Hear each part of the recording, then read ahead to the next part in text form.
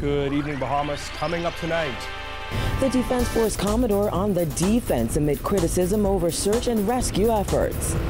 A member of the Ferguson family calls for the National Security Minister's resignation. Plus, the latest from the Frank Smith bribery and extortion trial.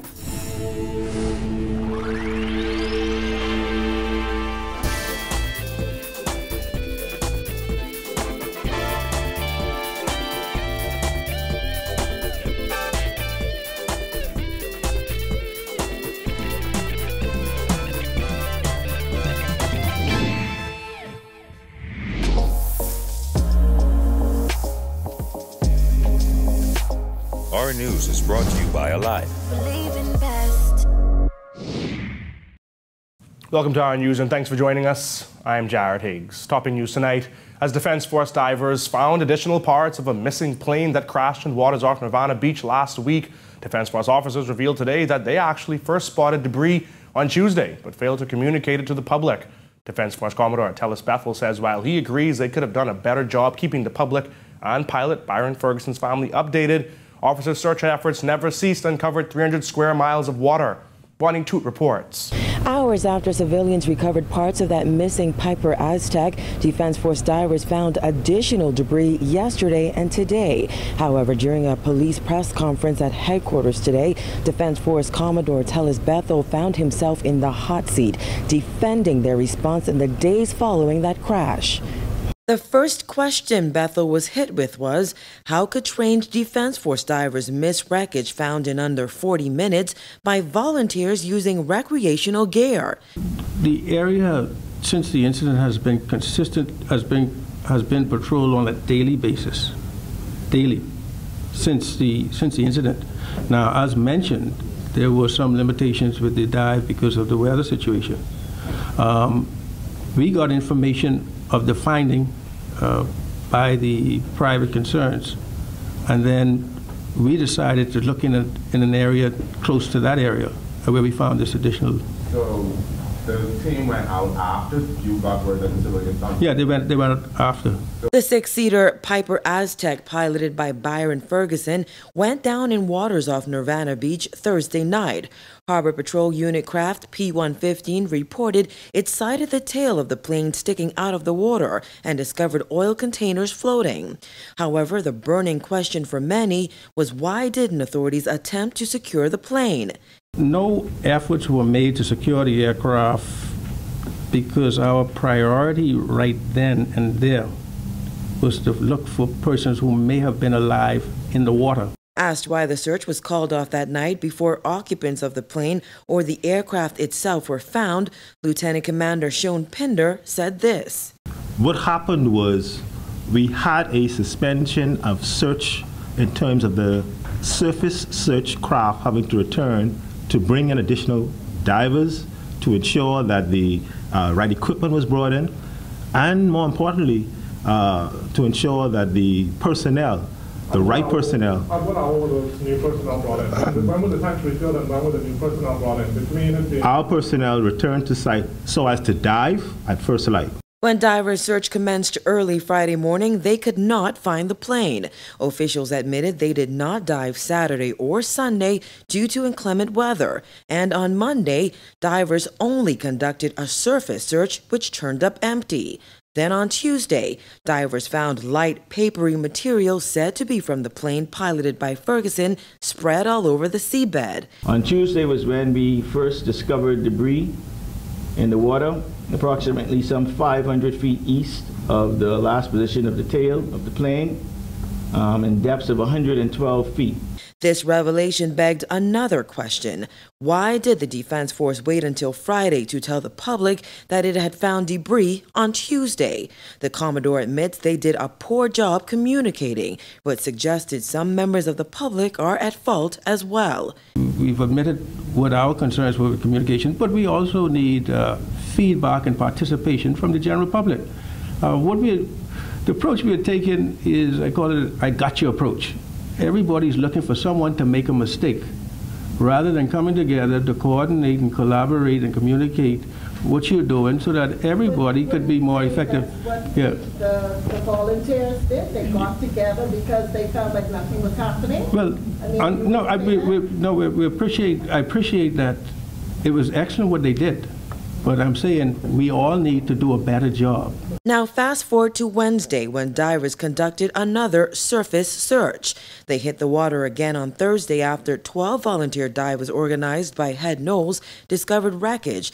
Lieutenant Commander Carlin Bethel says that's when they found additional debris. Then today, as public outrage grew, dive efforts intensified. We have dive operations going on, expanding that East Coast and going even deeper. And we have also found more debris and wreckage from the plane. Amid claims that Defense Force officers dropped the ball, Bethel defended the force. However, he would not respond to comments by Attorney General Carl Bethel, who asserted that officers need to be sensitized to the urgency of situations like this one. I'm not going to comment on what was made in the Senate. I am just going to comment on what we do. All right? Training is always ongoing for the Defense Force. Rome was not built in a day. Sometimes you try to compare us with military services that have been around for 250, over 300 years. We've only been around for 38 years, and we're well ahead in comparison to where they were many centuries ago.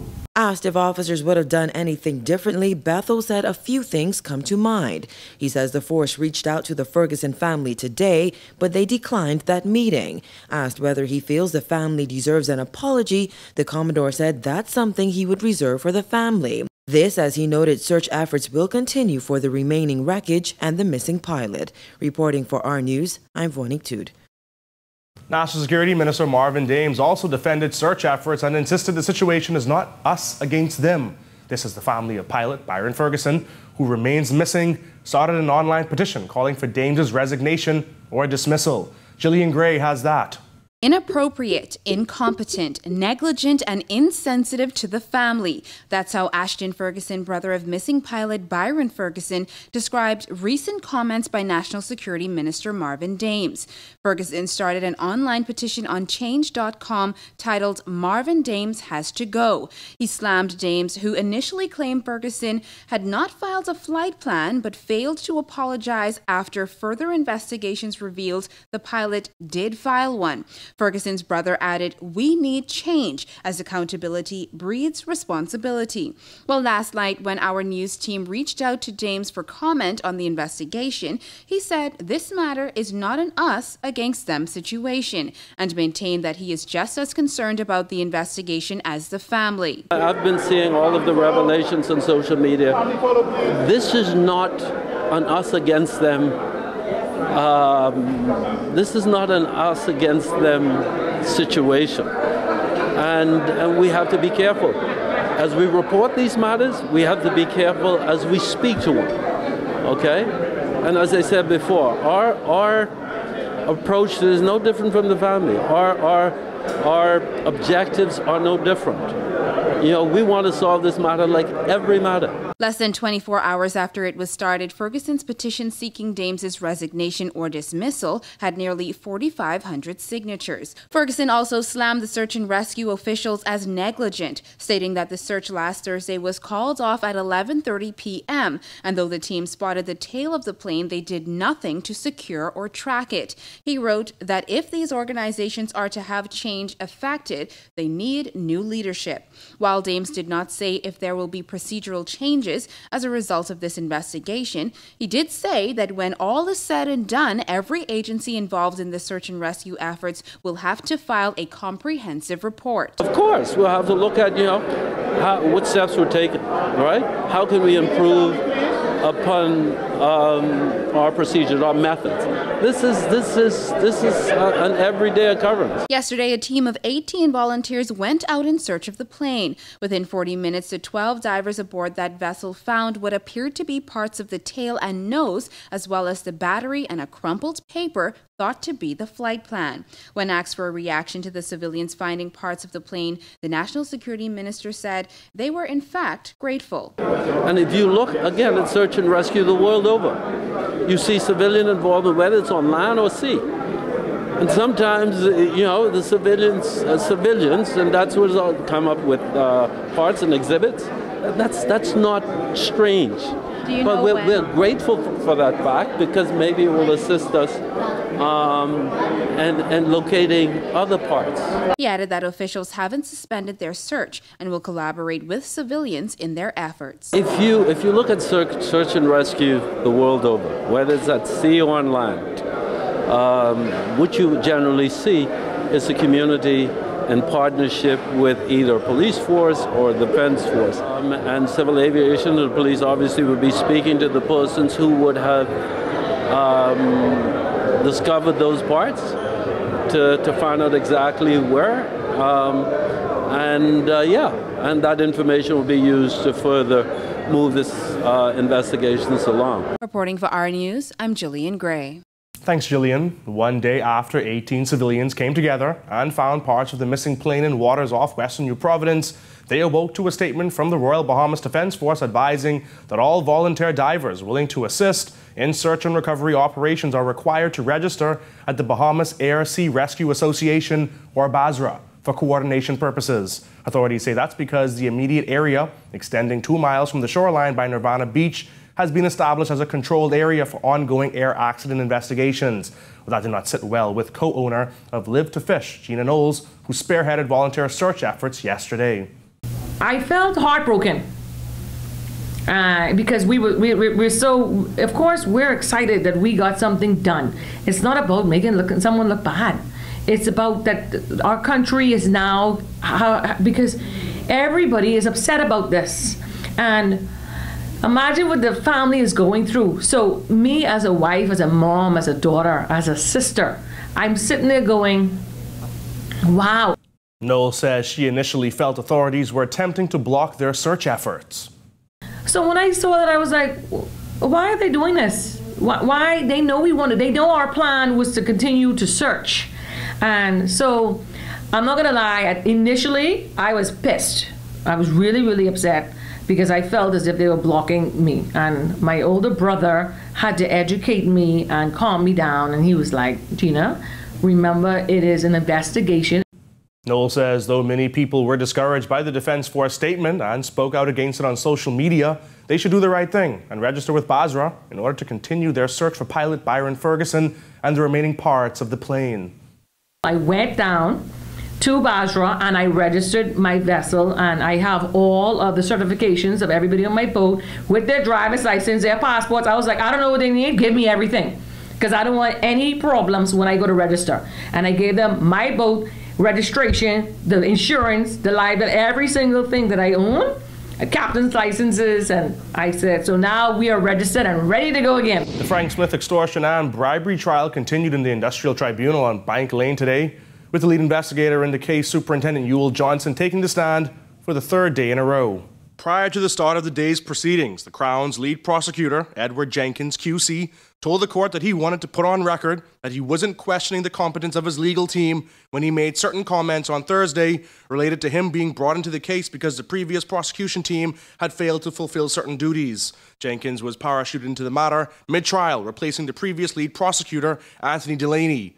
As the day's proceedings got underway, Superintendent Johnson was questioned by Smith's attorney, Keith Knight, QC, in relation to evidence given by the prosecution's lead witness, Barbara Hanna, who told the court that she was pressured into her involvement with the matter. During Hanna's previous testimony, she said she was not the one who went to police, insisting that she was contacted by police several times before going in to see them. When asked on that day if she was in court because of those calls, she replied yes.